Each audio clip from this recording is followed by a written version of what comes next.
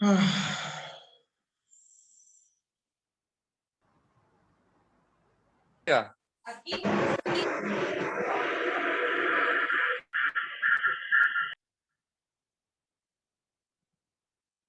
फिर मैं task chat पे लिख रहा हूँ जो मैंने दिए हैं, मैं आप लोगों से, मुझे नेक्स्ट वीक में चाहिए। ठीक है, मैं पूछूंगा आप लोगों से। और कुछ टास्क तो मैं गूगल क्लासरूम पे लिख भी चुका हूँ। ठीक है, 2 टास्क मेरे ख्याल से मैं गूगल क्लासरूम पे भी लिख चुका हूँ।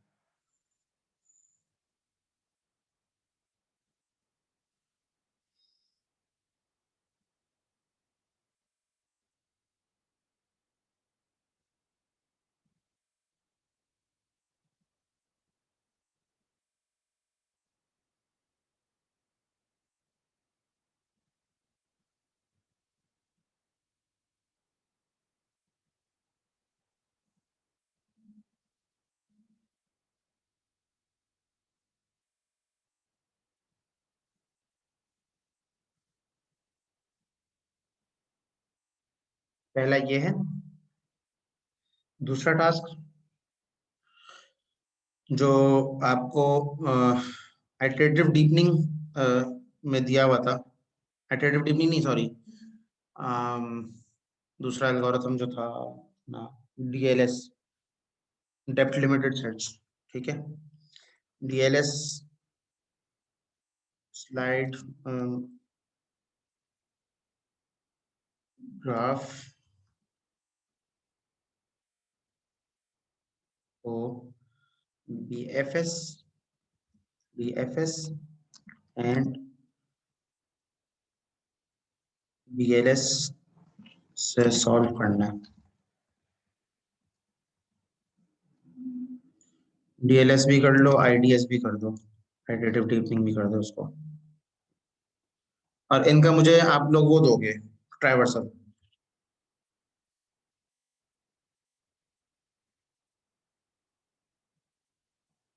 ठीक है, ट्राइवर्सल चाहिए मुझे इन शॉर्ट। और थर्ड टास्क जो मैंने दिया है, ये मैंने दिया है man and Y log to any value. ठीक है, ये सारे टास्क आ गए आपके पास। अब इसका स्क्रीनशॉट ले लें, इसको लिख लें, इसको हिफ्स कर लें, इसका तावीज बना लें, आपकी मर्जी है। ठीक है, मैं इन चीजों का आपसे सवाल करने वाला हूँ।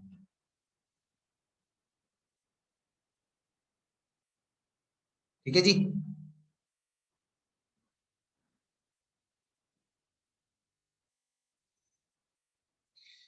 चलिए जी, आगे बढ़ते हैं। तो आप जो नहीं स्लाइड जो अपलोड कर दिए ताकि फिर वो रिवाइज कर लिया इसको। ये मैं इंशाल्लाह अपलोड कर दूंगा, मैं इंशाल्लाह इंशाल्लाह इंशाल्लाह।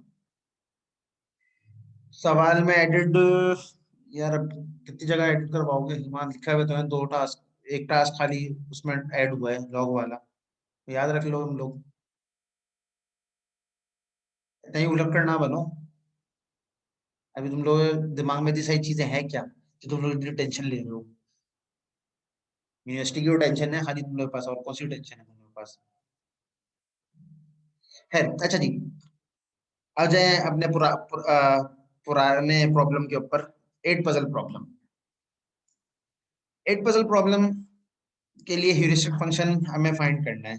ठीक है, जैसे हम अगर जब हम शॉर्टेस्ट पाथ प्रॉब्लम्स को सॉल्व कर रहे हैं तो उसके लिए हमने देखा भाई Euclidean distance can be helpful. ठीक है, तो इसी तरीके से ह्यूरिस्टिक फंक्शन अगर हम इस गेम के लिए, इट पजल के लिए फाइंड करना चाहें तो वो क्या होगा? कोई आपके माइंड में कोई एक आइडिया हो, कोई ह्यूरिस्टिक फंक्शन आप इसके लिए कोई एक कोई अप्रोक्सीमेशन जज कर सकें, कोई है आपके माइंड में आइडिया तो वो बताएं। और आपको कोई अप्रोच लगती है तो कैसे काम करेगी? मिसाल के तौर पर कोई कह सकता है कि मुझे यूक्लिडियन डिस्टेंस लगता है, कि मैं क्या करूं, इस बॉक्स से इस बॉक्स के बीच का डिस्टेंस कैलकुलेट करूं और इन दोनों के को कंपेयर कर लूं और फिर मैं बॉक्स को शिफ्ट कर दूं। ये हो सकता है, ये ह्यूरिस्टिक हो सकती है। लेकिन इसके अलावा ये तो एक मैंने बता दी, आपको और क्या लगता है कि और कोई हो सकती है? अगर हो सकती है तो क्या होगी? इसको थोड़ा सा सोचें और इसका आंसर दें मुझे। मैं आपका वेट कर रहा हूँ, आप लोग आंसर देंगे इसका, फिर मैं आगे बढ़ता हूँ।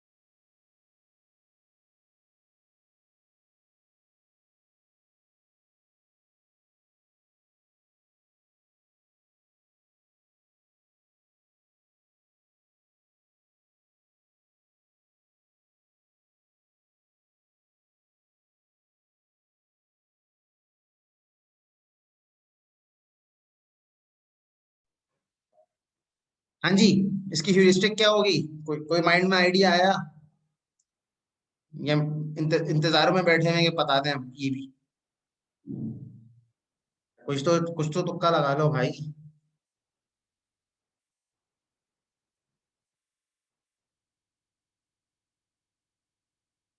कुछ तो तुक्का लगा लो भाई।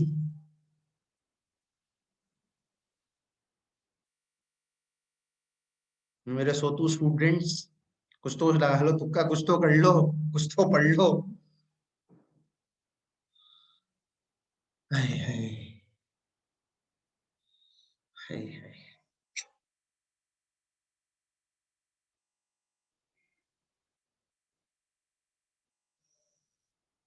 चलो मैं इसके ह्यूरिस्टिक फंक्शन बता देता हूँ। मुझे उसके जो फॉर्मूला है ना वो तुम लोग समझाओगे, ठीक है? है कि 1 मिनट के अंदर अंदर यहाँ से बाहर निकलो, या अगर नहीं जाया जा रहा तो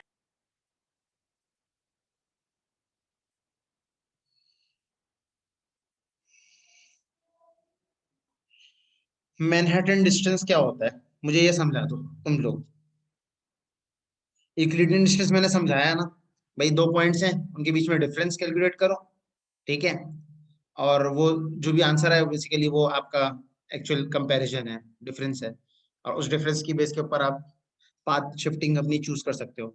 मैनहट्टन डिस्टेंस क्या होता है?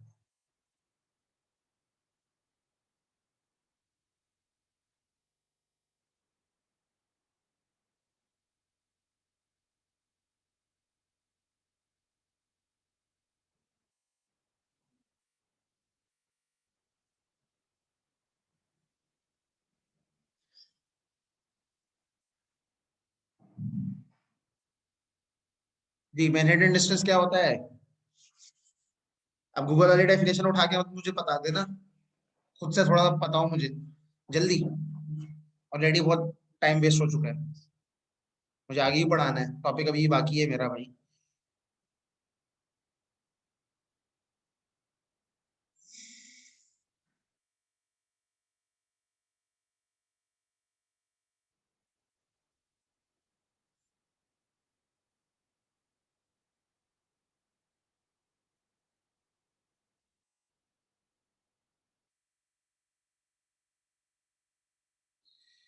एब्सोल्यूट डिस्टेंस होता है ये भाई, डिस्टेंस बिटवीन टू पॉइंट्स भाई, वो तो यूक्लिडियन डिस्टेंस होता है, तो हर डिस्टेंस का यही काम होता है।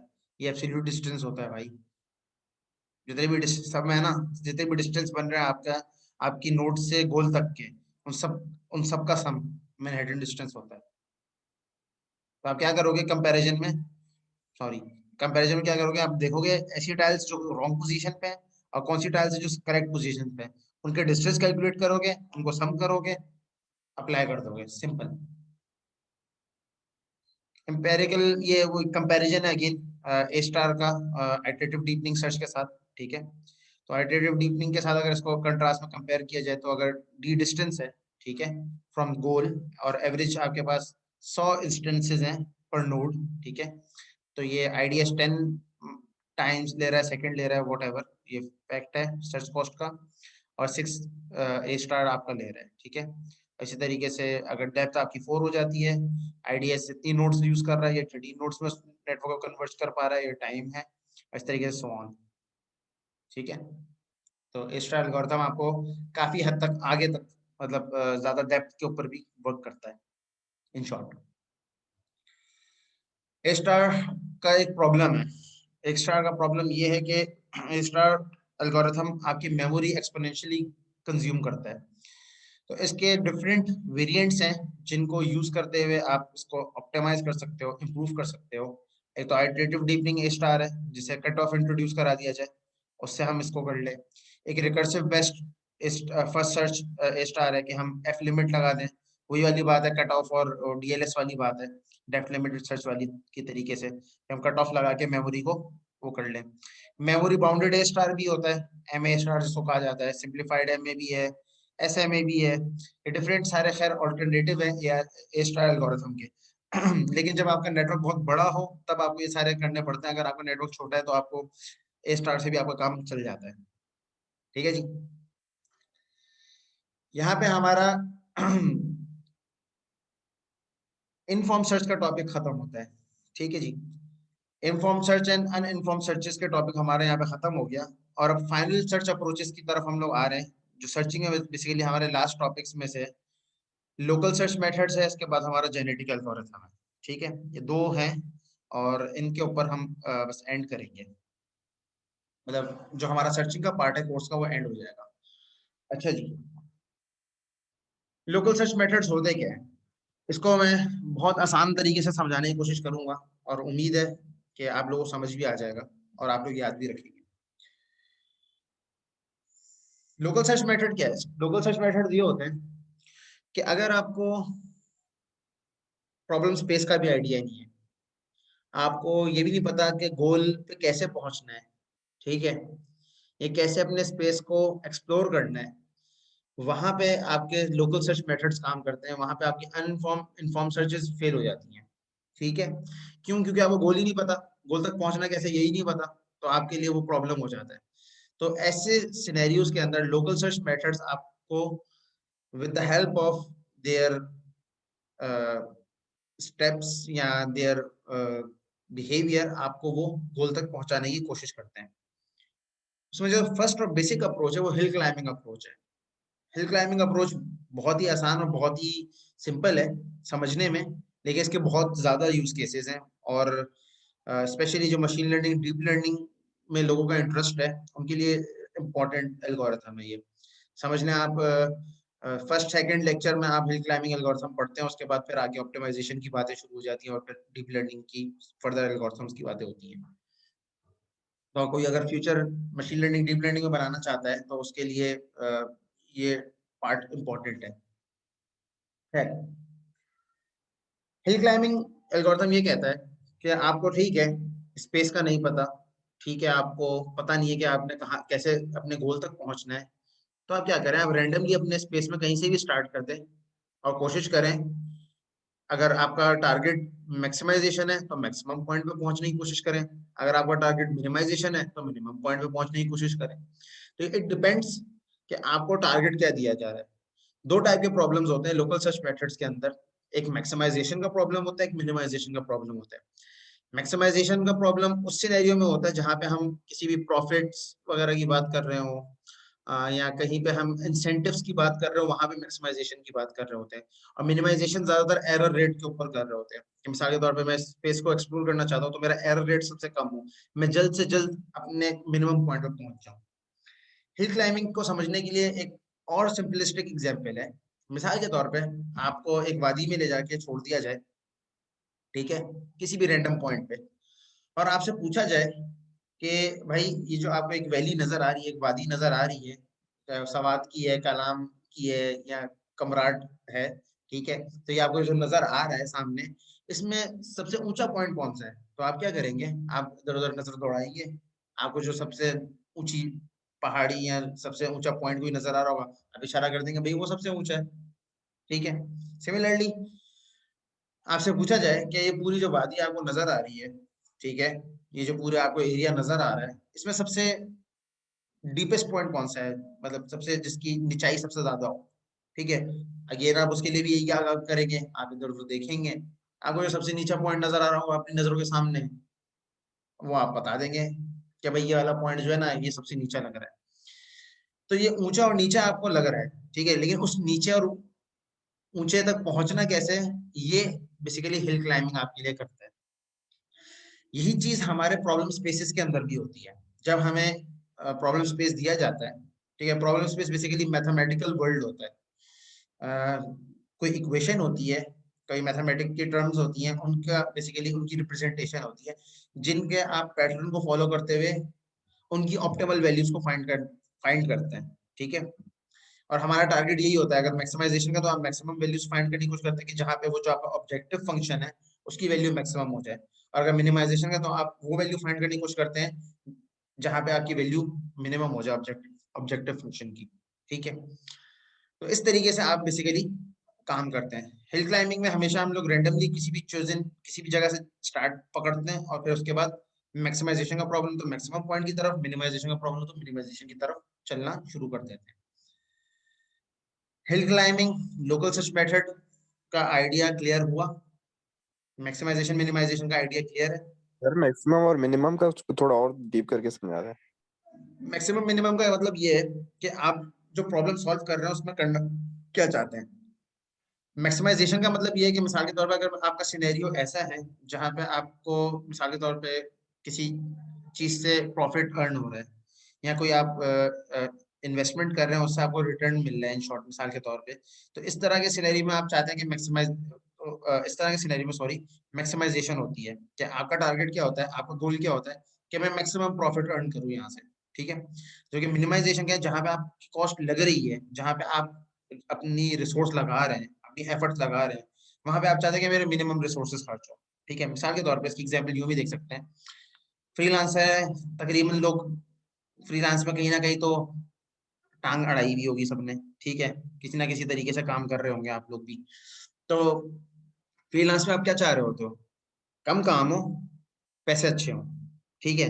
तो क्या सही सर, मिनिमम समझ गया। एफर्ट्स मैक्सिमम बेनिफिट, तो वो यही प्रॉब्लम है कि आप कम एफर्ट लगाना चाहते हो, क्लाइंट चाहता है मैं नहीं मैं इससे ज्यादा काम खींच लूं, आप चाहते हो मैं मिनिमम काम करूं, बीच में कहीं पे फिर ट्रेड ऑफ बीच में सेट होता है कि अच्छा यहाँ पे आगे सेट हो गए, हाँ भाई इतने पैसों में ये काम ठीक है, इस पे मैं करूंगा, इसके आगे कम पे मैं नहीं जा सकता, और क्लाइंट भी बोलता है ठीक है इससे ऊपर मैं नहीं दे सकता, मेरा बजट यही है, यहाँ पे इस पे डन करो डील और काम करना शुरू कर दो। तो इस तरीके से अगर आप इसी चीज को अब मैथमेटिकल वर्ल्ड में अप्लाई करते हैं, ये तो आपका रियल लाइफ सिनेरियो ना, अगर इसी चीज को मैथमेटिकल वर्ल्ड या कंप्यूटेशनल वर्ल्ड में अप्लाई करते हैं तो ये मिनिमाइजेशन और मैक्सिमाइजेशन का प्रॉब्लम कहलाता है कि आप ये चाह रहे होते हैं कि मिनिमम एफर्ट्स लगे, कंप्यूटेशनल कॉस्ट लगे, और लेकिन आपके प्रॉब्लम स्पेस की रिक्वायरमेंट ये होती है कि उसको ज्यादा रिसोर्स चाहिए, तो आपको बेसिकली ट्रेड ऑफ फाइंड करना पड़ता है, ठीक है। लेकिन एट अ टाइम आप एक ही चीज को टारगेट कर रहे होते हैं, समटाइम्स आप अगर दोनों को टारगेट कर रहे हैं तो फिर आप ट्रेड ऑफ के ऊपर काम कर रहे होते हैं कि मैक्स कि एक बैलेंस मिल जाए आपको, जहाँ पे ना ज्यादा मिनिमम हो ना ज्यादा मैक्सिमम हो। लेकिन सर्च मेथड्स के अंदर अगर सर्चिंग के लिहाज से देखें तो वहां पे एक वक्त में एक ही प्रॉब्लम हम सॉल्व कर रहे होते हैं, या तो हम मैक्सिमम पॉइंट को सर्च कर रहे होते हैं अपने स्टेट स्पेस के अंदर, या तो मिनिमम पॉइंट को सर्च कर रहे होते हैं अपने स्टेट स्पेस के अंदर। क्लियर है? क्लियर है सर। बाकी सबको क्लियर है? ये तो एक ने जवाब दिया है, बाकी सबको क्लियर है?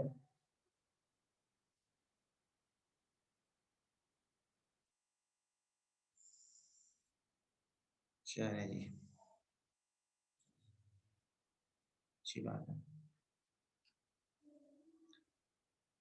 अभी 5-6 ने जवाब दिया है, बाकी सारे अभी भी पता नहीं कौन सी दुनिया में गुम हुए हैं। सर जिंदा है, जी, सर जिंदा है। जिंदा है? जिंदा तो थे वो तो मुझे पता है जिंदा है, आप भी जिंदा है, आपका नेटवर्क भी जिंदा है, मुझे पता है वो तो सबूत है मेरे पास। टॉपिक समझने का सबूत नहीं मिल रहा था मुझे, वो मिलने लगा है अब थोड़ा सा जागे हैं सब। मैं बोला हाँ अभी उड़ जाओ, कुछ पूछा जा रहा है। अच्छा जी, अब हिल क्लाइंबिंग का जो प्रॉब्लम है ना, इसको हम एट क्वीन के ऊपर अप्लाई करते हैं, ठीक है। एट क्वीन प्रॉब्लम आपको याद है, ठीक है। एट क्वीन प्रॉब्लम क्या था कि हमें क्वींस को इस तरीके से अरेंज करना है बोर्ड के ऊपर 64x64 के बोर्ड पे कि वो एक दूसरे को अटैक ना कर सकें, राइट।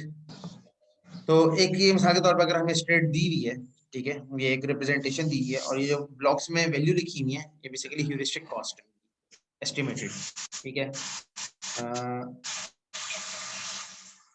बिलाल,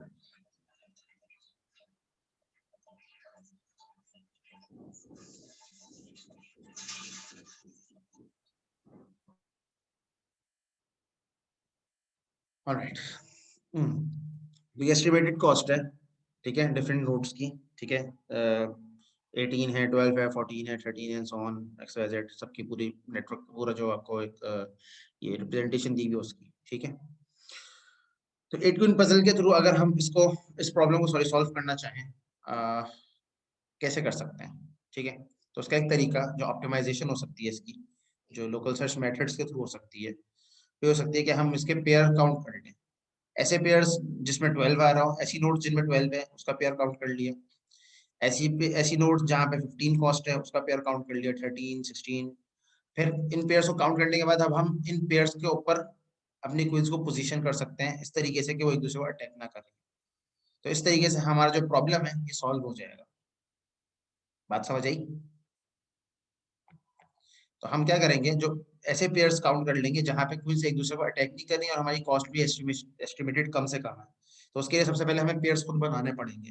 पेयर्स बनाने के बाद हम देखेंगे कि जो पेयर हमने बनाए हैं एक दूसरे को अटैक तो नहीं कर रहे, और उस पेयर के अकॉर्डिंगली फिर हम अपनी क्वींस को पजल के ऊपर रखना, प्लेस करना शुरू कर देंगे। उस तरीके से हम अपना प्रॉब्लम सॉल्व करेंगे। प्रॉब्लम समझ आया, मतलब सॉल्यूशन समझ आया?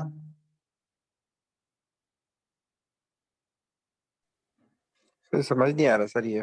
भाई देखो 8 क्वीन पजल है, ठीक है। इसमें सही है सर। 8 क्वीन पजल हमने लास्ट टाइम जो सॉल्व किया था, हमने क्या किया था, हमने डायरेक्टली देखा कि भाई हमें ऐसी पोजीशन पर डायरेक्ट प्लेस कर दिया आंखें बंद करके जहां पे क्वीन एक दूसरे को अटैक नहीं कर रही, ठीक है। लेकिन जब हम कंप्यूटर को ये प्रॉब्लम देंगे सॉल्व करने के लिए, तो कंप्यूटर को हमें कोई ना कोई रिप्रेजेंटेशन देनी होगी जिससे वो उसको सॉल्व कर सके। हम ह्यूमंस तो इजीली कर सकते हैं इस चीज को, ठीक है, लेकिन कंप्यूटर के लिए टफ होगा। तो अगर उसके ये हमें सॉल्व करना है, हमें कोई भी रैंडम अगर अरेंजमेंट दे दी जाए क्वींस की और हमें बोला जाए कि इस 8 क्वीन पजल को सॉल्व करो, तो उसके लिए सबसे जो एक ह्यूरिस्टिक अप्रोच हो सकती है कि ह्यूरिस्टिक कॉस्ट जो हमें मिली है वो देख लें। उसके बाद जो सेम कॉस्ट है, जिन मतलब टाइल्स की सेम कॉस्ट है, उनके हम पेयर्स बना लें और उन पेयर्स को फिर चेक कर लें कि ये जो पेयर्स हैं ये एक दूसरे को ऐसी पोजीशन पे तो नहीं है जहां पे हमारी क्वीन अटैक हो रही हो। फिर according to the pairs and position हम क्वीन को प्लेस करना शुरू कर दें अपने बोर्ड के ऊपर। और इस तरीके से जब हम प्लेस करना शुरू करेंगे या हमारा कंप्यूटर इस तरीके से प्रॉब्लम को सॉल्व करना शुरू करेगा, तो ऑटोमेटिकली कम से कम स्टेप्स में उसको क्विकली वो सॉल्व कर लेगा। ठीक है सर। ठीक है जी, बाकियों के लिए भी ठीक है, बाकी लोग बाकियों के गलत है, बाकी भी बता दें।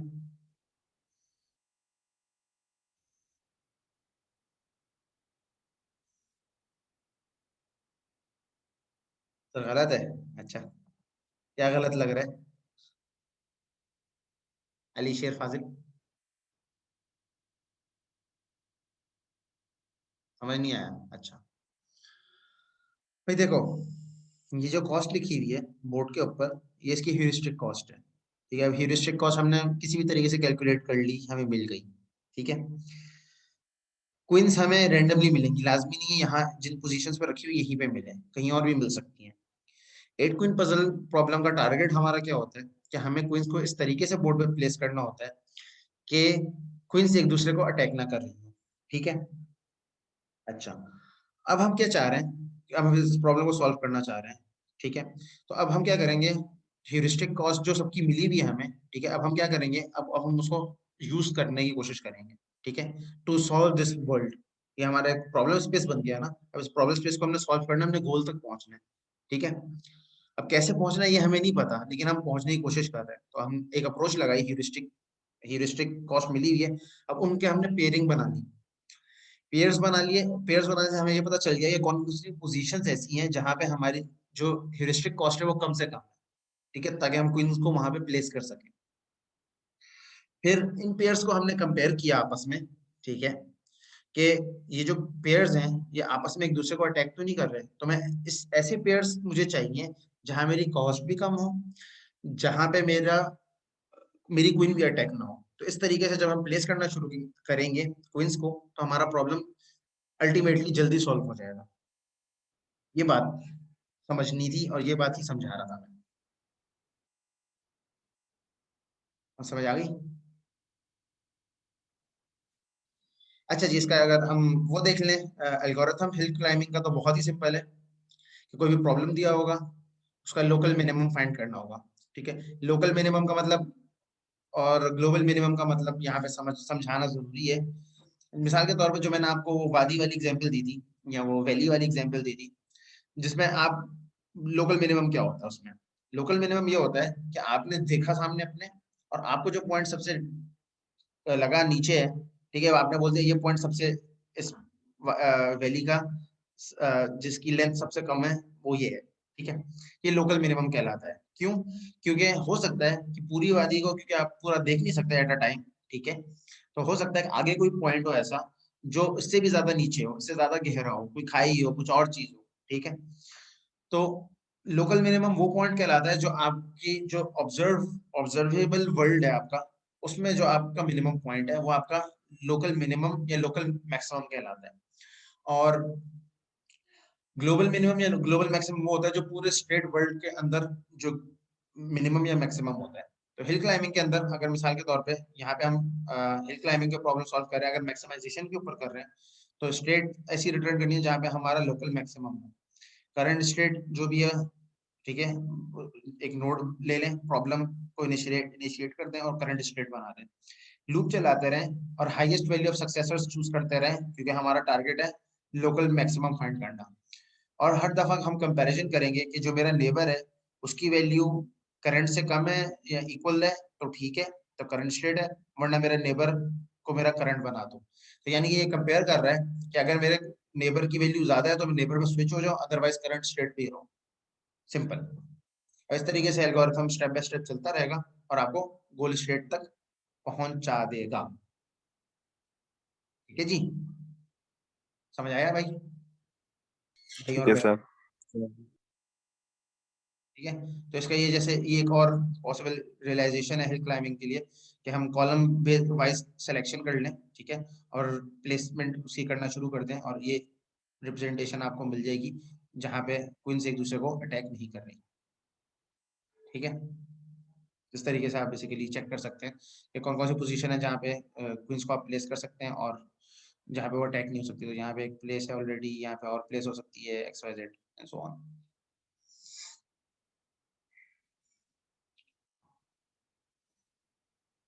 कुछ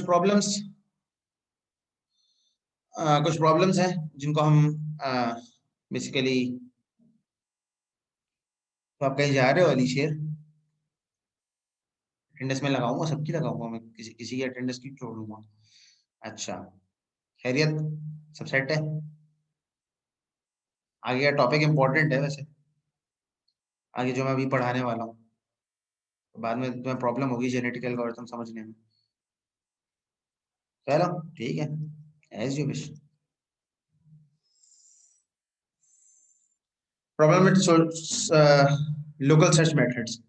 लोकल सर्च मेथड्स के साथ कुछ प्रॉब्लम्स हैं जो कि मैं ऑलरेडी बता भी चुका हूँ। एक तो लोकल मैक्सिमम, लोकल मिनिमम वगैरह प्रॉब्लम है कि आपका प्रॉब्लम जो एल्गोरिथम फाइंड कर रहा है उस पर आप गारंटी नहीं दे सकते उसकी कि ये जो ऑप्टिम कि ये लोकल मैक्सिमम है भी या लोकल मिनिमम है भी। ठीक है, और इसी तरीके से जो आपका स्टेट स्पेस जब आप एक्सप्लोर कर रहे होते हैं रैंडमली, तो आपको समटाइम्स ऐसे पॉइंट्स भी आ जाते हैं जहाँ पे आप स्टक हो जाता है आपका एल्गोरिथम, ना वो आगे बढ़ता है ना पीछे होता है, तो आपको फिर रीस्टार्ट करना पड़ता है अपने एल्गोरिथम को। ठीक है, तो वो प्लेट्यूज एंड विचेस कहलाते हैं।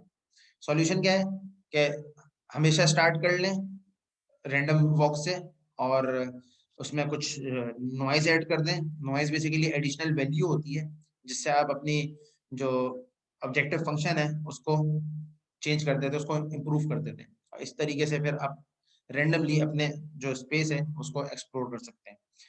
ठीक है, ये जो बेसिकली अप्रोच थी, ये रैंडम वॉक वाली अप्रोच ही थी एक तरीके से कि हमने रैंडमली सारे को प्लेस कर दिया, फिर सबके पॉइंट्स कैलकुलेट करें, फिर उसके बाद अपने आप को ऑप्टिमाइज करना शुरू कर दिया। ठीक है, तो यहाँ पे भी यही चीज हो रही है। ठीक है,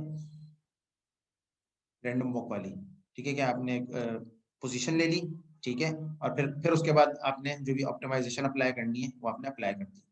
ठीक है, वैसे अगर 8 क्यूब पजल्स को देखें तो 17 मिलियन स्टेट्स इसकी पॉसिबल बन सकती है, लेकिन रैंडम इनिशियलाइजेशन और हिल क्लाइंबिंग के साथ 14% ऑफ द केसेस में आप 4 स्टेप्स में इसके सॉल्यूशन में पहुंच जाएंगे।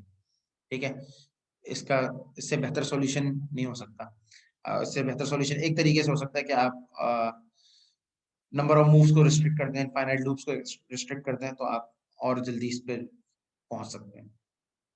ठीक है जी। अच्छा, ये जो यहाँ पे हमने इंजेक्ट नॉइज की बात करी, ठीक है, जाहिर सी बात है अगर हम रैंडम वॉक बोल रहे हैं जिसको अब हिल क्लाइंबिंग हमने पढ़ लिया, अभी रैंडम वॉक एल्गोरिथम है। रैंडम वॉक में हम करते क्या है कि हम रैंडमली स्टार्ट करने के साथ साथ कोई एक रैंडम वैल्यू भी साथ एडिशनल अपने ऑब्जेक्टिव फंक्शन में ऐड कर देते हैं। उससे फायदा क्या होता है कि अगर हमारा एल्गोरिथम कहीं सर्च स्पेस के अंदर ड्यूरिंग द सर्च कहीं स्टक होता है तो with the help of that injected noise वो स्टक नहीं होता, वो एडी उस वैल्यू को जंप करके आगे बढ़ जाता है। ठीक है, ये उसका फायदा होता है। तो उस इस चीज का भी बिहेवियर को एनालाइज किया जा सकता है और इसकी भी एप्लीकेशन होती है जिसको सिमुलेटिंग इनेलिंग कहा जाता है। ठीक है, सिमुलेटिंग इनेलिंग बेसिकली नॉइस जो आप इंजेक्ट कर रहे हैं अपने सिस्टम में, ठीक है, उससे क्या इफेक्ट पड़ रहा है आपके एल्गोरिथम में या आपके बिहेवियर में एल्गोरिथम के, दैट इज बेसिकली सिमुलेटिंग इनेलिंग। इसको मैं समझाने की कोशिश करता हूँ, वैसे तो सिंपल है, थोड़ा सा कॉम्प्लेक्स लगता है, इसका एल्गोरिथम देखने में इतना कॉम्प्लेक्स है नहीं। बस यहाँ पे हम लोग क्या करेंगे, रैंडम नॉइस के साथ हम प्रोबेबिलिटी इसको थोड़ा सा देख लेंगे। ठीक है, ऑब्जेक्टिव फंक्शन क्या है हमारा, टारगेट क्या है कि हम सिमुलेट कर रहे हैं इनेलिंग को। ठीक है, बेसिकली नॉइस को सिमुलेट करके चेक कर रहे हैं और एक प्रॉब्लम है हमारे पास और उसको सॉल्व करने का एक शेड्यूल है हमारे पास और हमें सॉल्यूशन चाहिए। इनपुट हमारे पास प्रॉब्लम है जिसको हम सॉल्व करना चाहते हैं और एक शेड्यूल है जो कि बेसिकली मैपिंग है time to temperature. Time to temperature का मतलब ये है, टेम्परेचर यहाँ पे बेसिकली आपकी जो नॉइज है उसकी वेरिएशन है। ठीक है, उसको यहाँ पे टेम्परेचर कहा जा रहा है और टाइम बेसिकली कितना टाइम उसको लग रहा है सॉल्व करने में, वो है। तो करंट स्टेट, जो भी स्टेट है आपकी वो आपकी करंट स्टेट है, वहां से आप इनिशियल स्टार्ट कर रहे हैं, रैंडमली है कोई भी है ये। टी की वैल्यू जो टाइम है वन, जो वो 1 से लेकर इनफाइनाइट तक चलता रहेगा अनटिल अनलेस आप सारे टेम्परेचर्स के ऊपर अपने प्रॉब्लम को सॉल्व ना कर लें। ठीक है, यानी कि जो नॉइस आप ऐड कर रहे हैं उन सारी नॉइसेस को आप बेसिकली सिमुलेट ना कर लें। ठीक है, अगर आपका टी 0 है तो आपकी जो स्टेट है ऑब्वियसली करंट स्टेट है कि आपने कुछ किया ही नहीं। ठीक है, वरना आप रेंडमली नेक्स्ट स्टेट सेलेक्ट करें। ठीक है, और नेक्स्ट स्टेट सेलेक्ट करने के लिए आप सिंपल जो नेक्स्ट स्टेट की वैल्यू है और करंट स्टेट की वैल्यू है इनका डिफरेंस ले लें। इसको आपने डेल्टा ई कह दिया, डेल्टा का मतलब चेंज ही होता है, चेंज इन द सिस्टम। ठीक है, तो यहाँ पे नेक्स्ट डॉट वैल्यू और करंट वैल्यू का हम डिफरेंस ले रहे हैं। अगर करंट वैल्यू और नेक्स्ट वैल्यू का जो डिफरेंस है वो ग्रेटर देन 0 है तो नेक्स्ट स्टेट को करंट स्टेट बना दें, वरना नेक्स्ट स्टेट को करंट पे रहने दें, शिफ्ट करने के लिए प्रोबेबिलिटी काउंट करें।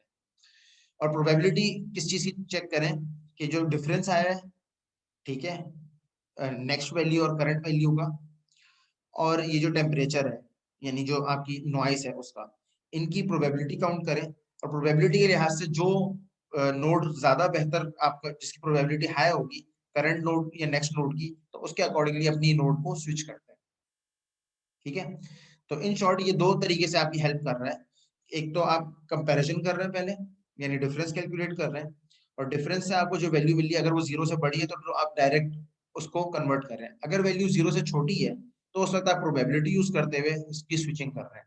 तो आपका जो स्टकिंग का जो प्रॉब्लम है, जो आप कहीं पे अपने स्टेट स्पेस में जो हैंग हो रहे थे, जो आप जर्क हो रहे थे, आप जर्क नहीं होंगे, आप चलते रहेंगे।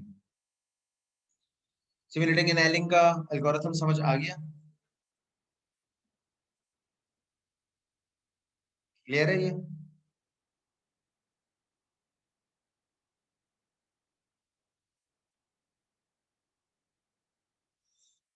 चलिए जी, गुड है, अगर समझ आ गया तो बहुत अच्छी बात है, गुड है। ठीक है, अच्छा जी, मैं सेशन रिस्टार्ट करता हूँ और ये बस लास्ट एल्गोरिथम रह गया है, इसको डिस्कस कर लेते हैं, फिर हम लोग वाइंड अप करते हैं, फिर आप लोगों को मैं फ्री कर देता हूँ। ठीक है, तो मैं सेशन रिस्टार्ट कर रहा हूँ, तो काइंडली रिकनेक्ट कर लीजिए, फिर हम लोग वाइंड अप करते हैं। शुक्रिया।